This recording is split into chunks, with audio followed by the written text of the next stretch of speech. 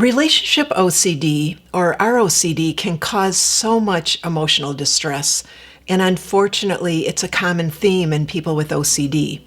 It makes sense that it's common because OCD attacks us in areas that we care about the most, in areas where we feel the most vulnerable. And relationships certainly meet those criteria. In this video, I review what ROCD is, including some key information about relationships. And you want to make sure to take some notes during the 10 tips for treatment near the end. Now let's begin by looking at Rob. Rob's in a relationship with his girlfriend, Emily. They've been together for a few years, and he describes the relationship as a healthy, stable, loving relationship. He used to feel excitement being with Emily.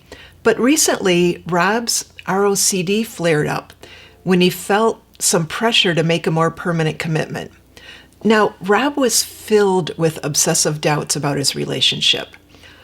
What if I don't really love her? What if I'm not that attracted to her as I think I should be? What if she cheats on me? What if she's not the one for me? Maybe I was happier in past relationships. I feel almost numb and disconnected, and I'm wondering if I'm ever going to feel like I used to feel. What if I stick it out and those feelings never come back? Unfortunately, Rob's ROCD was causing him to doubt almost every aspect of his relationship.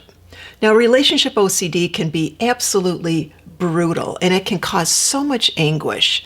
ROCD can hit you unexpectedly. It's like you're, driving down a nice road and then all of a sudden you're just hit by this heavy fog, and the uncertainty and the doubt just block your vision and you can't see the road clearly anymore. And you start to question yourself. What do I do? Do I stop? Do I take the first turn and go down a different road? No. You keep your hands on the wheel and you keep driving and you keep moving forward. Eventually, the fog is going to lift. ROCD, like all OCD, lives in the imagination, and the doubt and uncertainty tries to convince you that your doubts are true. Now, there are some common core fears in people with ROCD, and these fears include things like making a wrong choice in partners, settling in a relationship, feeling unhappy, unattracted, or even numb in the relationship, making a choice that's going to result in hurt, disappointment, disgrace, embarrassment, or ruin, missing out on maybe a better relationship. The doubts and the fears are there, but it is believing the doubts and fears as if they were facts and reacting to the anxiety and compulsions and avoidance behavior that feeds and propels the ROCD cycle. It's important to recognize your compulsions so that you can resist them. Now, common ROCD compulsions include things like ruminating about the rightness or the wrongness of your relationship, comparing your partner to other partners or past relationships, analyzing traits, especially negative traits about your partner, avoiding commitment, avoiding steps like being exclusive, moving in together, getting engaged or married, possibly frequent breakups and then getting back together again, obsessive confessing about your lack of feelings or attraction, compulsive checking on your level of attraction or happiness, reassurance seeking from family and friends, therapists, or relationship sites online. Now, in the early 2000s, I trained as a couples therapist with what I consider the gurus of relationships, Dr. John and Julie Gottman. And I worked as a couples therapist for many years, and I still take advantage of that training and that experience as an OCD and anxiety specialist today. I can tell you that there is no perfection when it comes to relationships. Every couple on the planet has a few issues.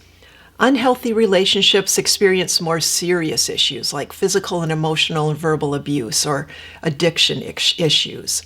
But even healthy relationships have a few issues. And feelings of love and attraction, kind of ebb and flow in every relationship.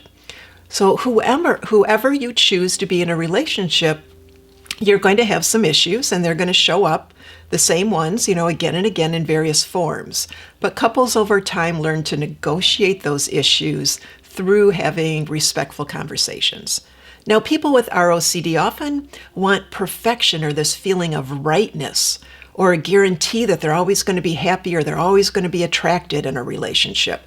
Yet perfection and certainty in relationships are unrealistic and impossible. As humans, we are imperfect beings, all of us. We're a mixed bag of different traits, and hopefully someone will accept our flaws and will accept theirs, and they'll love us despite of ours. And all of us settle in some ways. They're settling just as you imagine you might be settling with them. We make a conscious choice and commitment about who we're going to move through life with.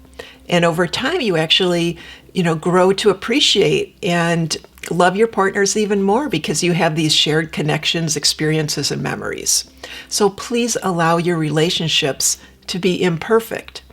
As in all OCD, we're attacked in areas that you care about the most. But your happiness is not only dependent on your relationship. You don't want to tunnel vision down on your level of happiness in your relationship, because happiness is a transient emotional experience. The moment you begin to question it and analyze it, it's going to be gone because you're taking a fleeting emotional experience and you're turning it into an analytical cognitive process. So seeking happiness as a goal in your relationship is a fleeting, unrealistic goal. In ACT therapy, we ground our decisions on values rather than fluctuating internal experiences. So if you value your relationship, then invest in your relationship.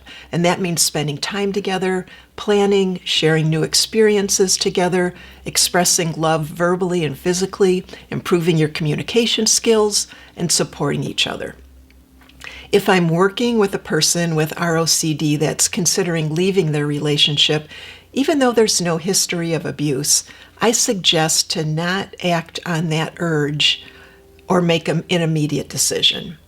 ROCD will try to convince you that you need to take some kind of an immediate action, but that's your OCD talking. Instead, allow yourself time, maybe 6 months to work on your OCD, while at the same time investing fully in your relationship. Afterwards, the decision to stay or go is going to be much more obvious. So here are 10 tips to help you with ROCD. Recognize that the doubt is OCD. The doubt may show up as what-if questions or even an emotional numbing like it did for Rob. Number 2, the relentless confusion and the urgency to take action is also OCD. You don't have to figure it out now. Allow the discomfort and the anxiety to just be there, unattended, and let time pass. Number 3, use the I am method to help you with any compulsive urge or compulsions. In the I am method, the I stands for identify. You identify the thought or the doubt or the urge, and you could even name it if you want or label it. This helps to separate you from your OCD. The A stands for allow. Whatever's there, allow it to be there. Don't try to push it away or get frustrated or try to do anything to reduce your discomfort. Just allow it to float there. And the M stands for shifting your focus in the moment to something else. Now, it helps if you have something that you can shift your focus to. This is what people do that are recovered from OCD. Number 4, you could plan more intentional ERP, exposure and response prevention, to trigger your core fears. Number 5, you could write, record, and listen to scripts about your imagined worst-case relationship scenarios. Number 6, you could set a timer on your phone for every 60 to 90 minutes during your waking hours. And when the timer goes off, you read or you linger on your obsessive thoughts on purpose without doing any compulsions to relieve your anxiety. Number 7, you could put stickers on your devices or throughout your home to remind you to think of your uncomfortable thoughts on purpose in order to be less reactive to those thoughts. Number 8, with all of these techniques, it's important to vary them And always practice response prevention and resist your compulsions before, during, and after your exposures. Number 9, most importantly, practice self-compassion, as ROCD causes so much personal anguish and recovery is a process. Number 10, there's a therapy called inference-based CBT that focuses on resolving that initial doubt and confusion. Now, if you need more help with ROCD, OCD, or intrusive thoughts, I left you an OCD self-assessment below and a link to a PDF on the top 10 things to know when practicing ERP. So until next time, I'll see you in session. Take care. Bye-bye.